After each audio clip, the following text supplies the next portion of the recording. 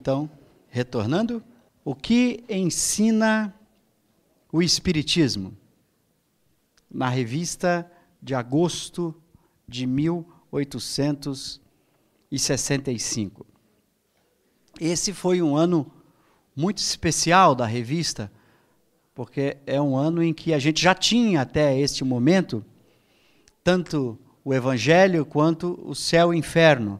Então, é um ano especial, porque o conteúdo da doutrina espírita já estava bastante adiantado. E este ano em especial da revista é um ano que tem muita riqueza de conteúdo, muitas mensagens dos espíritos muito profundas, muitos textos de Kardec muito bem elaborados.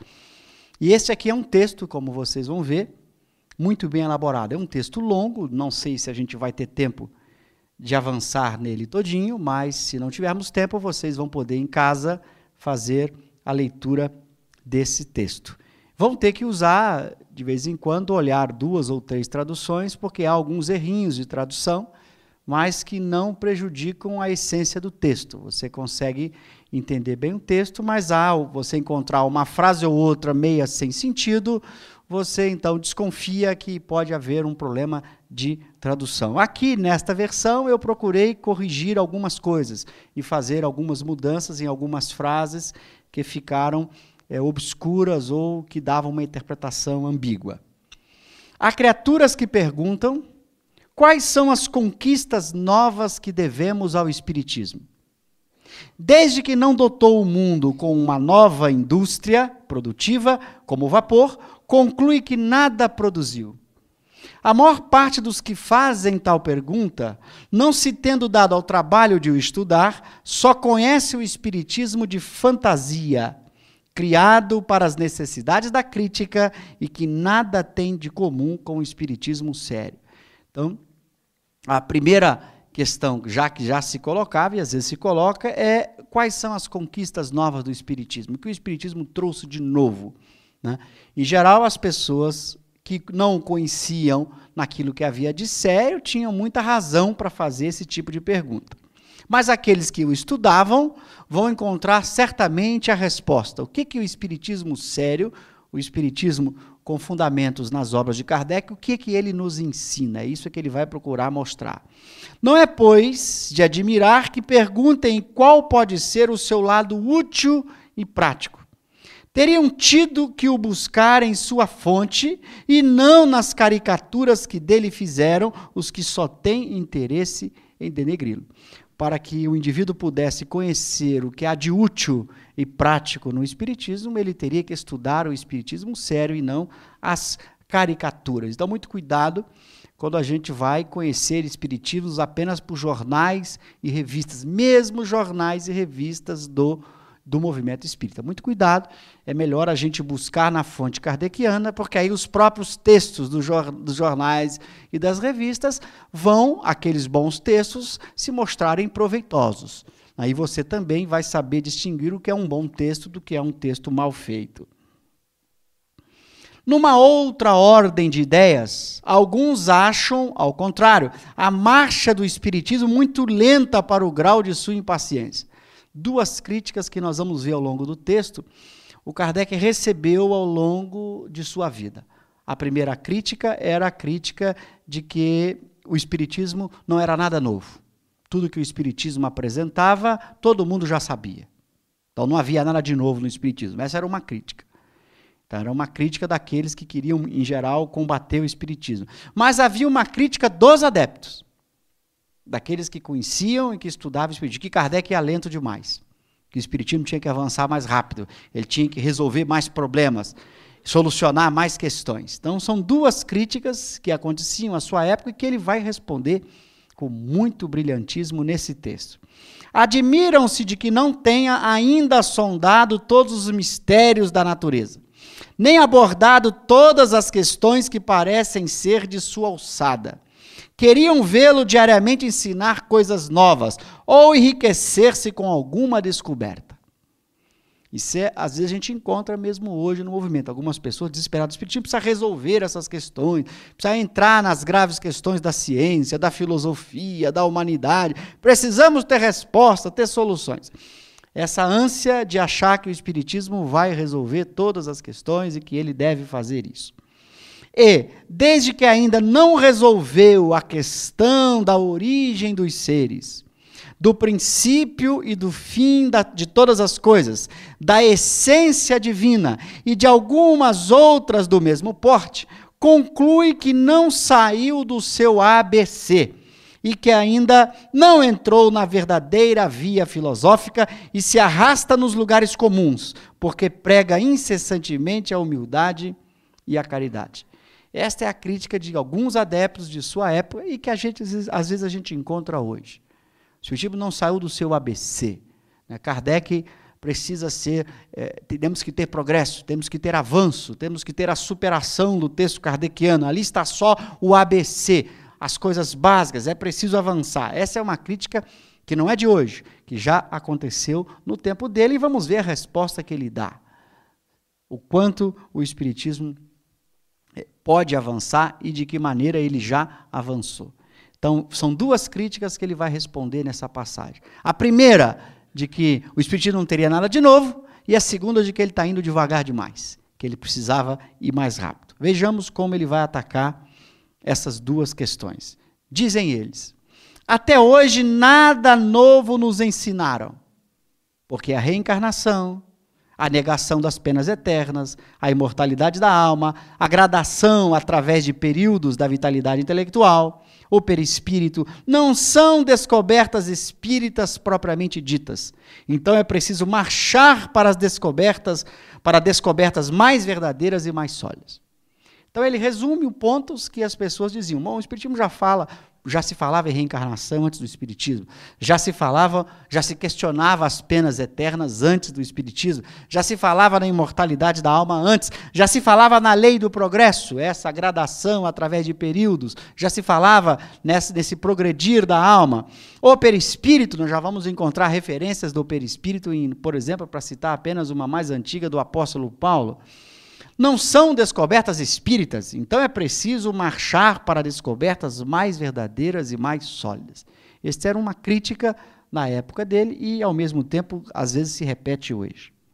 A tal respeito, julgamos dever apresentar algumas observações, que também não serão novidades, mas há coisas que devem ser repetidas sob diversas formas. Então, veja, ele já começa fazendo uma observação importante, de que o que ele vai dizer aqui, também vão dizer que não é novidade alguma. Mas a gente vai perceber que muitas coisas, muitas verdades, precisam ser ditas de formas diferentes. Embora a verdade seja a mesma, ela precisa ser repetida muitas vezes de diversas formas. Vejamos então. É verdade que o Espiritismo nada inventou de tudo isto, porque não há verdades verdadeiras, senão as que são eternas, e que, por isto mesmo, devem ter germinado em todas as épocas. Nós vamos perceber que Kardec vai mostrar, com um argumento muito bem construído, de que, exatamente por ser uma verdade, é que ele deve ter germinado em todas as épocas. Isso é uma característica das verdades verdadeiras, aparecer em todas as épocas da humanidade. Por isso ela tem solidez, ela tem uma garantia de segurança. Então, ao invés de ser um argumento contra dizer que essas verdades já existiam, isto passa a ser um argumento a favor. Exatamente porque são verdades verdadeiras, são verdades eternas, que os germes sempre apareceram. Então, isso vai ser um argumento favorável e não um argumento contrário.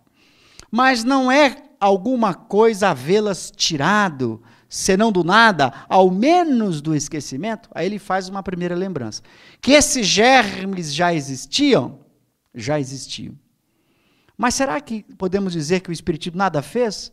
Ele vai começar agora a mostrar. Bom, primeiro, ter tirado do esquecimento essas ideias, que foram produzidas em épocas diversas, mas que ninguém deu importância. Ninguém deu importância à doutrina da reencarnação, ninguém deu importância à ética cristã, ninguém deu importância ao perispírito, que Paulo cita, ninguém deu importância ao processo evolutivo da alma. Então, trazer essas ideias que já existiam em germe torná-las agora mais patentes e explícitas já foi uma grande contribuição.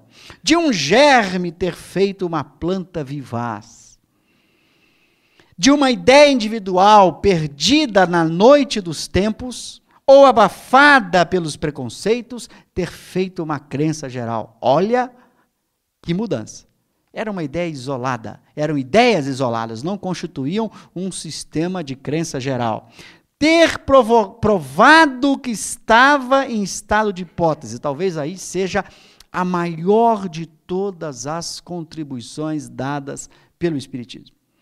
Porque essas ideias que estavam em germe estavam como ideias, como hipóteses, como propostas.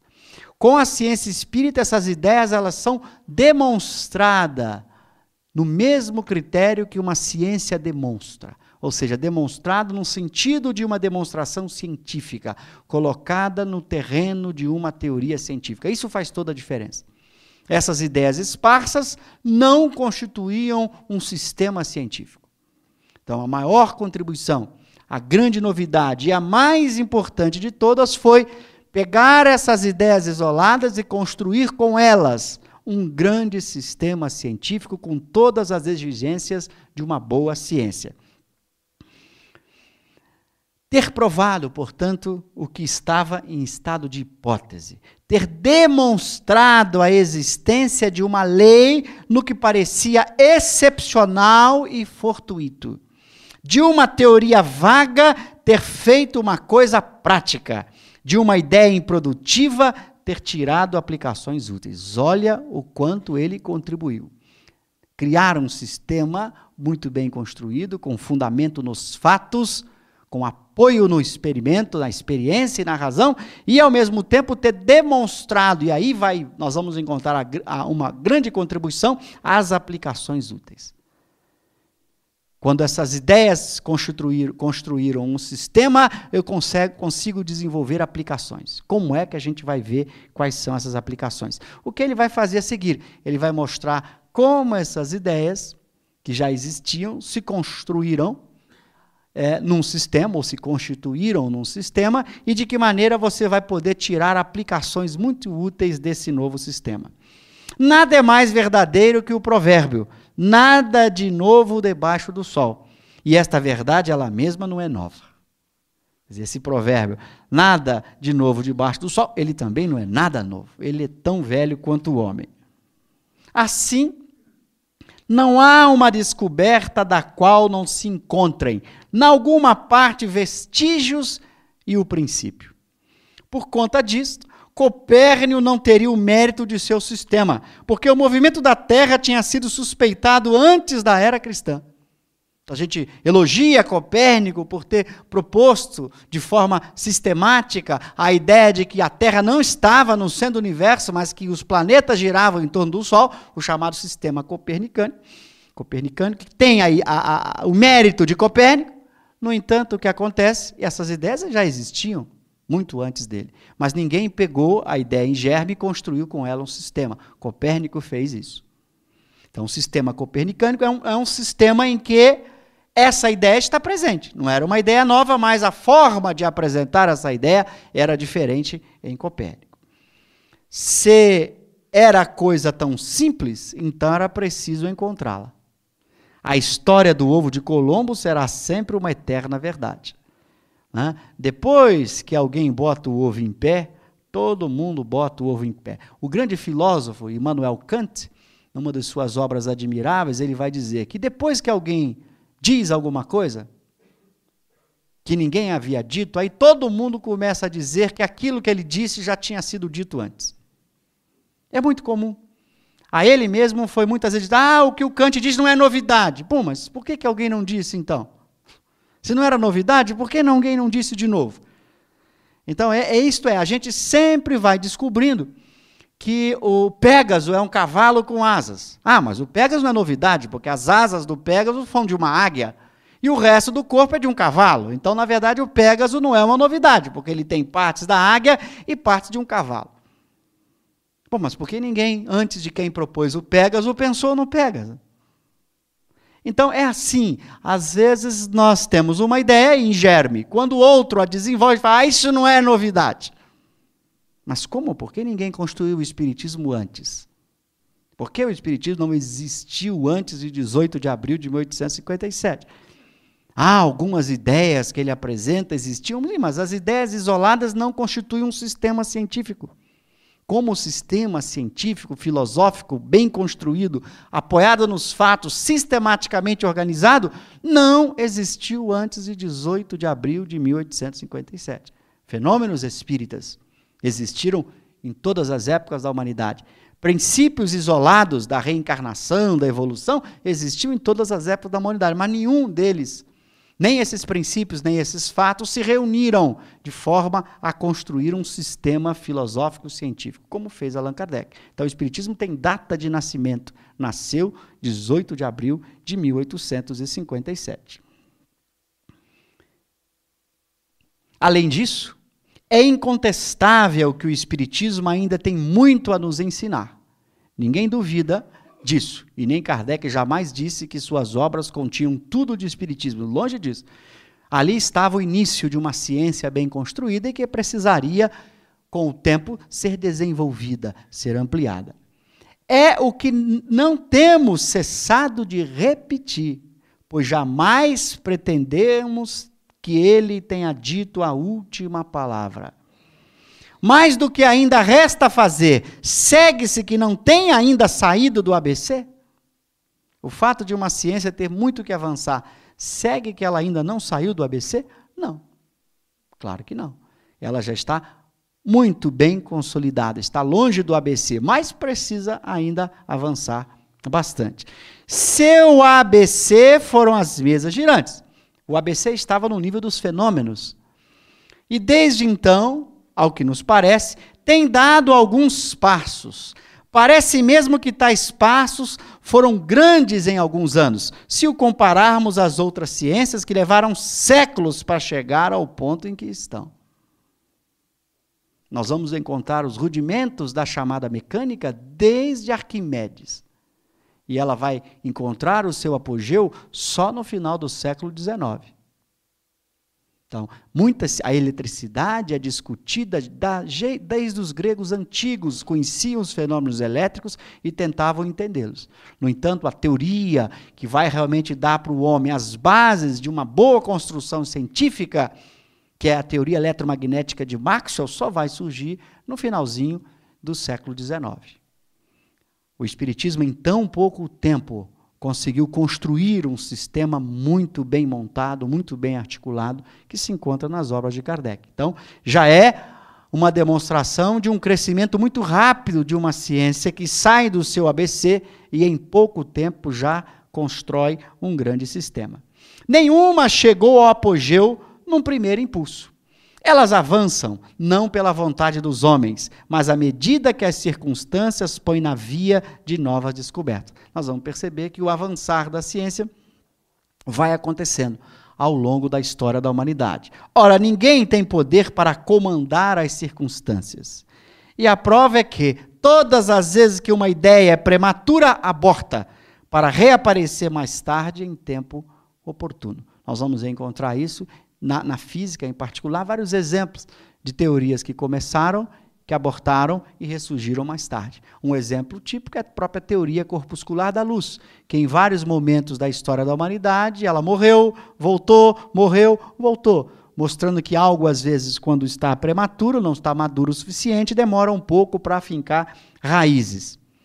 Mas, em falta de novas descobertas, os homens de ciência nada terão o que fazer? A química não será mais a química se diariamente não descobrir novos corpos? Os astrônomos serão condenados a cruzar os braços por não encontrarem novos planetas? E assim, em todos os outros ramos da ciência e da indústria. Antes de procurar coisas novas, não se tem que fazer aplicação daquilo que se sabe? Nós vamos ver que essa pergunta vai ser chave ao longo do texto. A gente quer novidade, mas eu já sei aplicar o que eu conheço? Eu já sei usar bem o que eu conheço? É precisamente para dar aos homens tempo de assimilar, aplicar e vulgarizar o que sabem, que a providência põe um compasso de espera na marcha para frente. Dá tempo para que esta nova ideia se sedimente, finque raízes, para que as criaturas possam de fato assimilar, aplicar e saber difundir isso. Então, que a providência põe em compasso de espera. Por passados 150 anos, praticamente nós demos muito poucas contribuições àquilo que nós encontramos na Revista Espírita, nas 18 obras de Allan Kardec.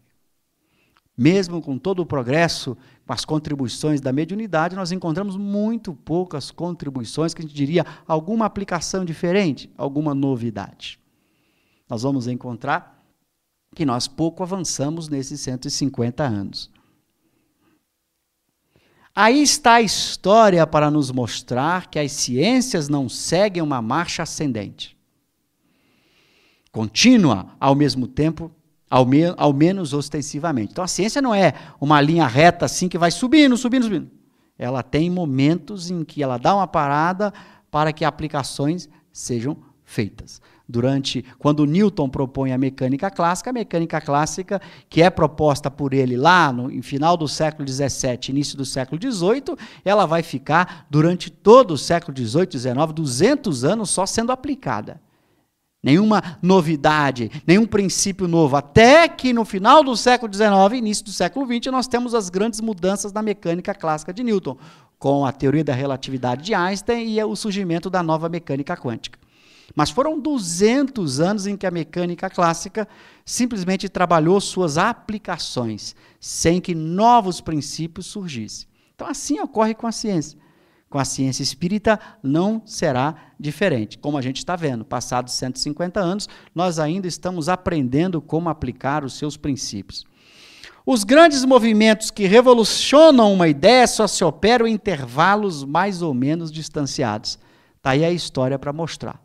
As grandes revoluções científicas demoram um certo intervalo de tempo para acontecer. Eu citei o exemplo da mecânica, que ficou com Newton, teve a primeira grande revolução com Galileu e Newton no século XVII, início do século XVIII, para ter depois um grande e se manter relativamente estável durante 200 anos. Poderia o espírito humano absorver incessantemente novas ideias?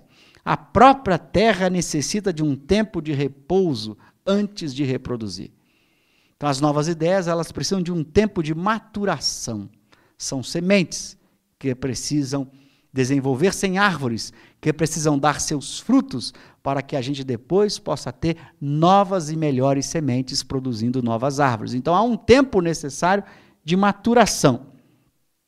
Que diriam de um professor que diariamente ensinasse novas regras a seus alunos, sem lhes dar tempo para se exercitar nas que aprenderam, de com elas se identificar e de as aplicar? O professor sabe, vai ensinar matemática, vai dar um tempo, o aluno faz exercício em casa, ler, reler, é assim. Tudo há um tempo de maturação. É que a gente gosta o tempo todo de novidade, a gente gostaria que todo dia tivesse uma novidade. Aí você vai ter que ler Kardec, mas como? Já li, lê de novo. Lê de novo. A pessoa reclama, nossa, mas eu quero uma novidade, já li. Leia de novo. A novidade é ler de novo, para extrair aplicações e entendimentos que a gente ainda não extraiu. Então, Deus seria menos previdente e menos hábil que um professor? Em todas as coisas, as ideias novas devem encaixar-se nas ideias adquiridas. Tem que haver uma espécie de encaixe em que o novo se apoia no velho para fincar raízes. É assim que ocorre. E o novo vai crescendo com isso e a mudança vai se processando. Se estas não forem suficientemente elaboradas e consolidadas no cérebro, se o espírito não as assimilou, as que aí se querem plantar não criam raízes, semeiam-se no vazio. É preciso que esses princípios novos finquem raízes no espírito humano. E ainda não ficou. Nós estamos vivendo numa sociedade que ainda é eminentemente materialista no que diz respeito à conduta, à prática. Podemos até pegar as estatísticas para dizer que a maior parte da população mundial é espiritualista, olhando as estatísticas que mostram o número de religiosos é esmagadoramente maior que o número dos materialistas, mas na prática nós estamos encontrando ainda o ser humano vivendo em função do corpinho físico, como se fosse o corpo físico a sua única, última e realidade definitiva. Então, ele ainda se comporta e vive muito mais como materialista do que como o espiritualista. Então, é preciso que as ideias espiritualistas, de fato, finquem raízes. Dá-se o mesmo em relação ao espiritismo.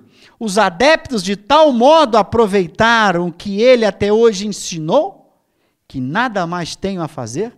Pergunta para nós. São de tal modo... Vou pular essa?